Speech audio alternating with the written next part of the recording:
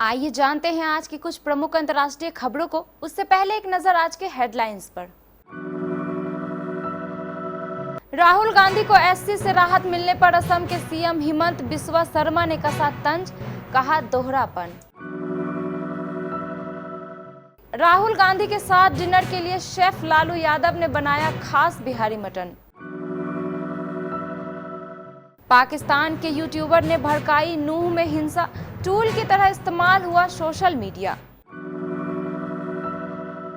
कुलगाम में आतंकियों से मुठभेड़ में 3 जवान शहीद, सेना का सर्च ऑपरेशन जारी। कहिए तो लिख कर दे दें, प्रशांत किशोर का सीएम नीतीश कुमार पर हमला, जनता से ही पूछ दी ये बात। पाकिस्तान में फिर बनने वाला है नया प्रधानमंत्री, ये 4 नाम सबसे आगे, राष्ट्रपति अलवी लगाएंगे आखिरी मुहर। महिलाओं को चैट पर दिल वाली इमोजी भेजना बना अपराध, होगी 2 साल की जेल।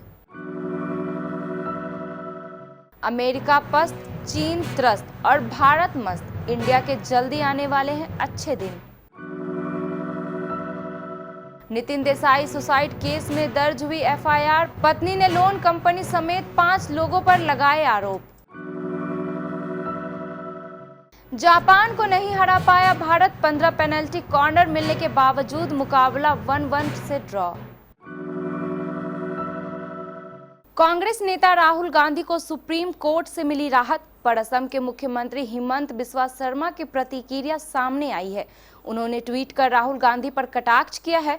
हिमंत बिस्वा शर्मा ने कहा, दोहरेपन की पराकाष्ठा, जब आप दोषी पाए जाते हैं तो आप न्यायपालिका को गाली देते हैं, और जब वही न्यायपालिका आपको जमानत दे देती है तो आप कहते हैं कि न्याय की जीत हुई है।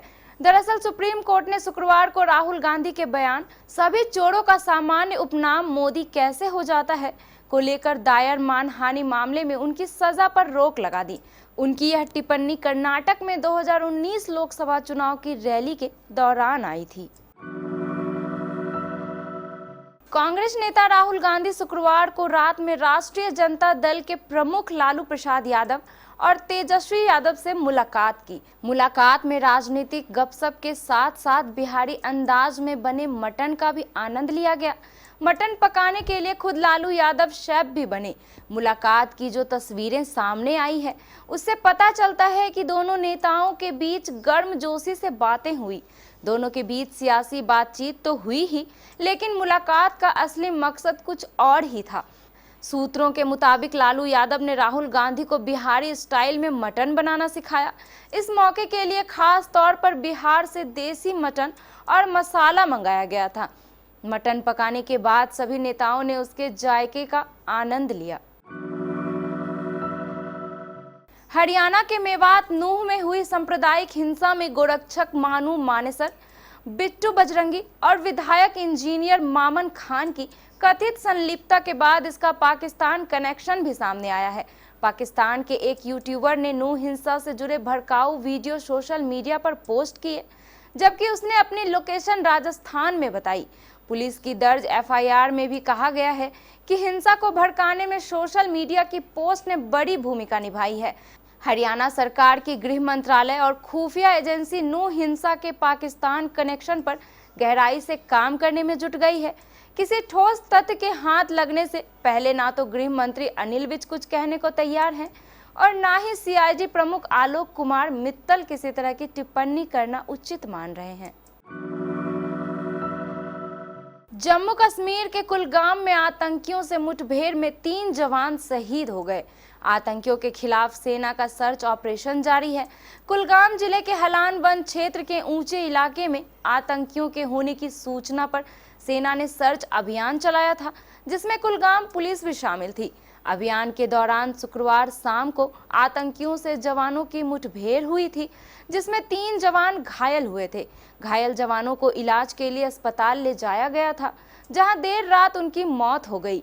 आतंकियों से जवानों की मुठभेड़ ऐसे समय में हो रही है जब आज 5 अगस्त को जम्मू कश्मीर से अनुच्छेद 370 के निरस्त होने के 4 साल पूरे हो रहे हैं।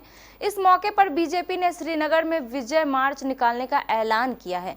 सुबह 9:30 बजे नेहरू पार्क से शुरू होकर ये विजय मार्च शेरे कश्मीर इंटरनेशनल कॉन्फ्रेंस सेंटर तक जाएगा।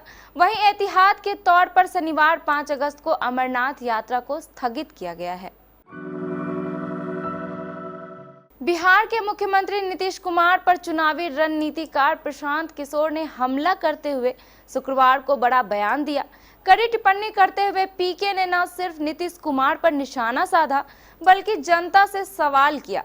कहा कि नीतीश कुमार अंतिम बार चुनाव कब लड़े थे, ये किसी को याद है?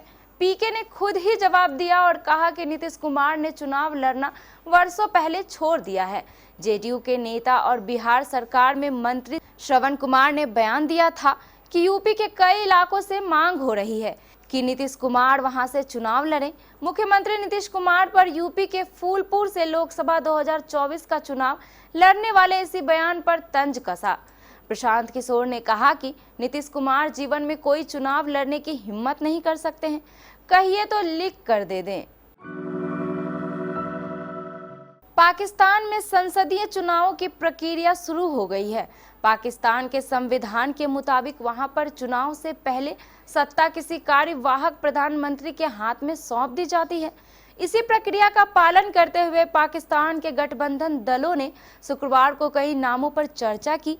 गठबंधन नेताओं ने जिन नामों पर विचार किया उनमें पूर्व प्रधानमंत्री शाहिद खाकन अब्बासी और बलूचिस्तान के निर्दलीय सांसद असलम भूटानी के नाम शामिल रहे। जियो न्यूज के सूत्रों के मुताबिक पूर्व वित्त मंत्री हफीज शेख और पूर्व प्रधानमंत्री नवाज शरीफ के पूर्व प्रधान सचिव फवाद हसन फवाद के नामों पर भी चर्चा की गई। वीडियो कॉन्फ्रेंसिंग के जरिए की गई बैठक में जमीयत उलेमा ए इस्लाम फजल प्रमुख मौलाना फजलुर रहमान, पाकिस्तान पीपुल्स पार्टी के अध्यक्ष बिलावल भुट्टो और अन्य वरिष्ठ नेता शामिल हुए। लंबी चर्चा के बावजूद किसी नाम पर आम सहमति नहीं बन पाई और गठबंधन दलों ने आगे भी परामर्श जारी रखने का फैसला किया। सोशल मीडिया के जमाने में लोग एक दूसरे से बात करते वक्त अपनी भावनाएं व्यक्त करने के लिए इमोजी का सहारा लेते हैं।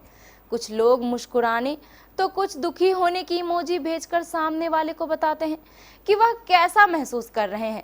हालांकि कुछ लोग ऐसे भी होते हैं जो प्यार या स्नेह जताने के लिए हार्ट यानी दिल वाली इमोजी सेंड कर देते हैं, लेकिन अब ऐसा करना अपराध की कैटेगरी में आ सकता है और इसके लिए जेल की हवा भी खानी पड़ सकती है। दरअसल खाड़ी के 2 इस्लामिक मुल्कों कुवैत और सऊदी अरब में अब किसी महिला को हार्ट इमोजी भेजना मुश्किल में डाल सकता है। दोनों मुल्कों के अधिकारियों का कहना है कि जो लोग महिलाओं को हार्ट इमोजी भेजते हैं उन्हें अब 2 साल तक जेल की सजा हो सकती है। गल्फ न्यूज की रिपोर्ट के मुताबिक किसी सोशल मीडिया प्लेटफॉर्म या व्हाट्सएप पर महिला या लड़की को दिल वाली इमोजी भेजना अपराध माना जाएगा। इसे अय्याशी के लिए उकसाने के तौर पर देखा जाएगा। IMF और गोल्डमैन सैक्स के अनुमानों के मुताबिक साल 2075 तक भारत दुनिया की दूसरी सबसे बड़ी इकोनॉमी होगा। तब केवल चीन ही भारत से आगे होगा। लेकिन हाल के दिनों में चीन और अमेरिका की इकोनॉमी के बारे में जिस तरह से खबरें आई है उससे लगता है कि भारत अनुमानों से कहीं टॉप पर पहुंच सकता है।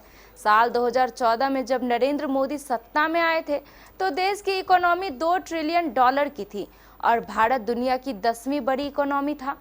एक साल बाद भारत 7वें स्थान पर पहुंच गया। 2017 में भारत इस लिस्ट में 6ठे नंबर पर आ गया और 2021 में 5वें नंबर पर पहुंच गया। IMF के अनुमानों के मुताबिक 2027 में भारत दुनिया की तीसरी सबसे बड़ी इकोनॉमी होगा। तब उससे आगे केवल अमेरिका और चीन रह जाएंगे। नितिन देसाई सुसाइड मामले में नया मोड़ आ गया है। आज डायरेक्टर की पत्नी नेहा ने लिखित शिकायत देकर एडलवाइस ग्रुप और ECL फाइनेंस कंपनी के अधिकारी समेत 5 लोगों के खिलाफ FIR दर्ज कराई है। शुक्रवार 4 अगस्त को इन 5 लोगों के खिलाफ सेक्शन 306 और आईपीसी 34 के तहत एफआईआर दर्ज की गई। नितिन देसाई ने 2 अगस्त को अपने एनडी स्टूडियो में फांसी के फंदे पर लटककर जान दे दी थी। पुलिस नितिन देसाई मामले की जांच कर रही है। पुलिस को नितिन देसाई द्वारा सुसाइड से पहले रिकॉर्ड किए गए 11 ऑडियो क्लिप मिले हैं। पुलिस के मुताबिक उनमें उन लोगों के भी नाम हैं जो आर्ट डायरेक्टर को परेशान कर रहे थे। पुलिस ने ऑडियो को फॉरेंसिक जांच के लिए भेज दिया था। इसी बीच नितिन देसाई की पत्नी ने लिखित शिकायत दी है। एशियाई चैंपियंस ट्रॉफी 2023 के अपने दूसरे मैच में भारत को जापान से मुकाबला ड्रॉ खेलना पड़ा। मेयर राधाकृष्णन स्टेडियम में हुए इस मुकाबले को जीतकर भारत अपने विजयी अभियान को जारी रखना चाहती थी, लेकिन जापानी टीम ने उसकी उम्मीदों पर पानी फेर दिया। पहले मैच में चीन को 7-2 के बड़े अंतर से हराने वाली भारतीय टीम मैच में 0-1 से पिछाड़ रही थी। तीसरे क्वार्टर में कप्तान हरमनप्रीत ने गोल कर उसकी वापसी कराई। फुल टाइम के बाद स्कोर 1-1 पर खत्म हुआ। इस तरह अब टूर्नामेंट के दूसरे दौर के बाद मलेशिया 6 अंकों के साथ पॉइंट्स टेबल में टॉप पर है।